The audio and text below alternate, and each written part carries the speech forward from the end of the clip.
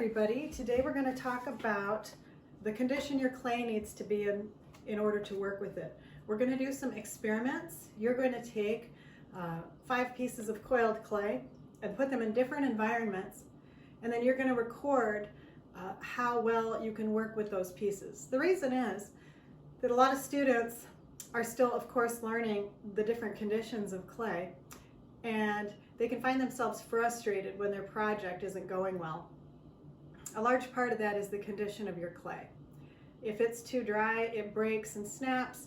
If it's too wet, it smears all over your hands.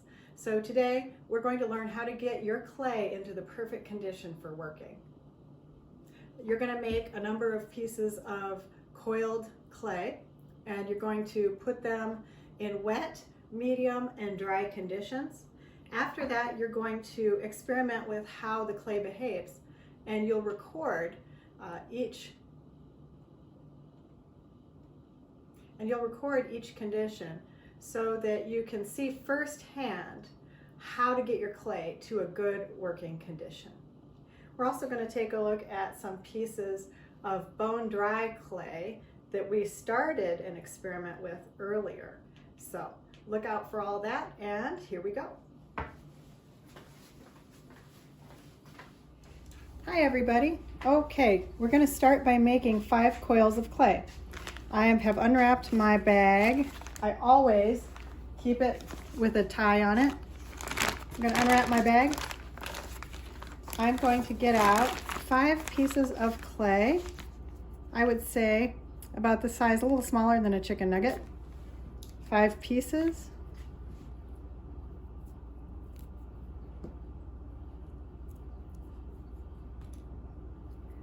Okay, now guess what? Every time I open my bag, I dip my hand in water and I coat the top layer of the clay. This is my way of keeping the bag hydrated. Put the leftover back in there. Always wrap it up again. And you're going to roll them into a general sphere type shape, and you're going to 5 coils. Your coils are going to be about the size of a finger, and they don't need to be perfect because we're just doing an experiment.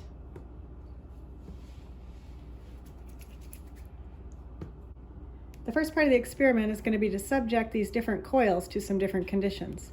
Coil number 1, I'm going to leave in the sun outside overnight. Coil number 2, I'm going to leave outside in the sun for 1 hour. Coil number 3, I'm going to leave inside my house next to me with no wet covering, just laying on the countertop with no water on top of it, laying on a dry surface like my dry cloth. That's number 3. Coil number 4, I'm going to dip into the water. Coil number 4, I'm going to dip into water, lay on a piece of fabric, take a damp cloth, not dripping, damp cloth, or I can take a damp piece of paper, any kind of paper, and lay over it and come back to work. Coil number 5, I'm just going to throw it in the water and come back to it in about 10 minutes.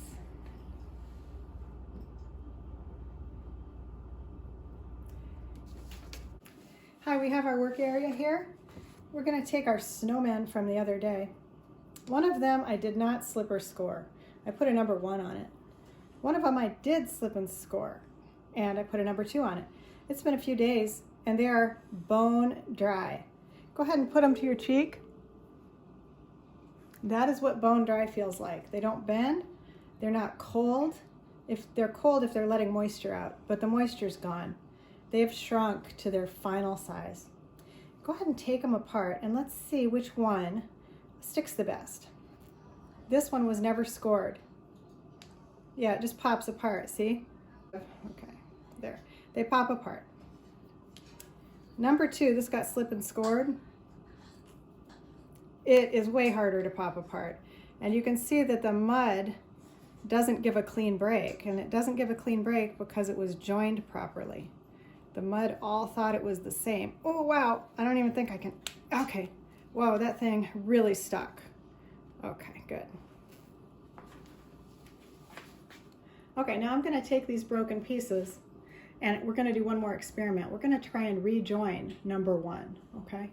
I'm gonna say, oops, my project dried out. I think I'm gonna rejoin you. So, this is kind of a rookie mistake and it's okay, but it just won't work out. Let me tell you. Let's say I say, oh geez, this is bone dry, I'm gonna join it again. So, I can't score it because it's rock hard. But maybe I just try to moisten it. Okay, I'll just put some slip on it.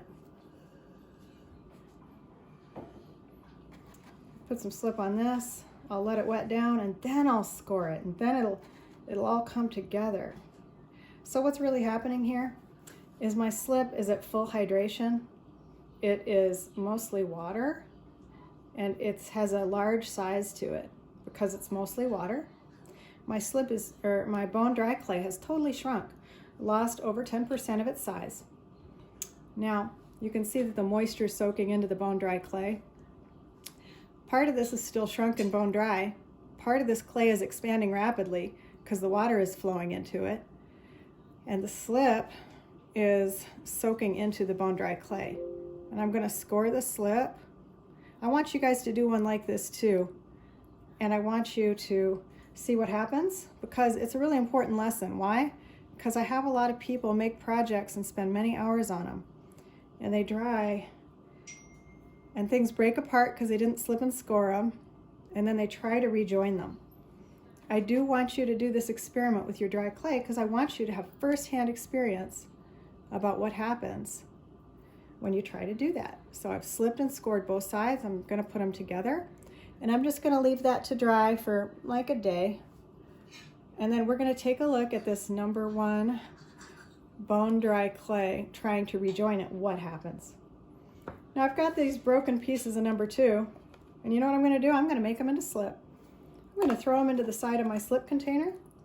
I'm going to add some water, and I'm just not going to do much to them until tomorrow.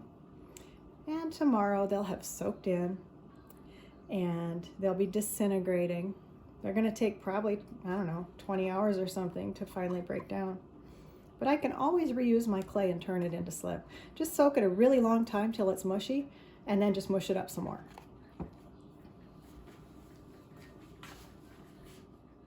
Okay, we're going to talk about our experiment today. You're going to experiment on 5 pieces of coiled clay. They have numbers on them. And then you're going to record your results of your experiment into a table. All right, here's number 1 coil of clay. This got laid out overnight. It's white, it's bone dry, it's hard as a rock. There's no moisture left in it, it's shrunk. Oh no. Here's number 2. Number 2 got left outside for 1 hour. Uncovered. Here's number 3. Number 3 got left out for about an hour on the table with no cover, kind of like you forgot about it, okay?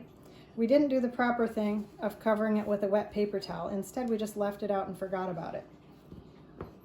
Here's number 4. Number 4 was dampened with water and a wet paper towel that was not dripping was laid over it for about an hour.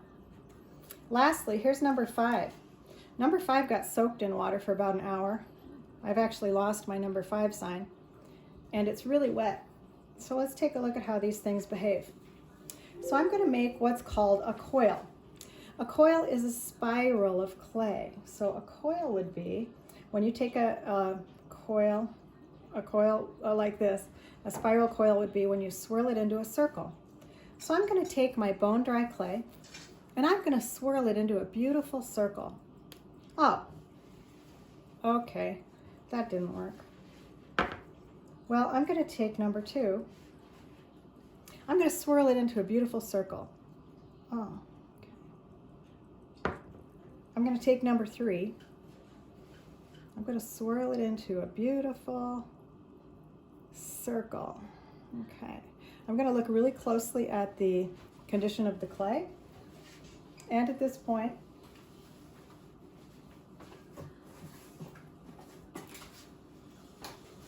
And at this point, I can take a popsicle stick and join it together. Take a very good look at the condition of the clay. Is it cracking? Is it breaking? You're going to need to record this in your table. I'm going to take number 4, which was laying under a wet paper towel. I'm going to swirl it into a beautiful spiral circle. I'm going to take, only on one side, a popsicle stick and unify the clay. Only on one side, because I want to keep that good looking spiral on the other side. Now I'm going to take number 5, the one that soaked in the water, and I'm going to swirl it into a circle. But I'm going to notice the condition of it. Does it feel good or is it slimy? Is it falling apart in my hands? What is the texture of the clay? You'll be recording this. Are you able to manipulate it? Now you're going to look at each one that you made. I want you to make them yourself, and I'm looking for those descriptive words. Your assignment is to recreate this, take a picture of your results, and write what happened to each one in your table. So for the assignment, you're going to go to Google Classroom. You're going to see that there is an assignment with an open table. And for coil 1, 2, 3, 4, and 5, it asks you to experiment on them and describe the condition each one is in. And you're going to do this. You're going to fill out the table, and you're going to need to hand in a photograph of this and the table filled out. Thank you.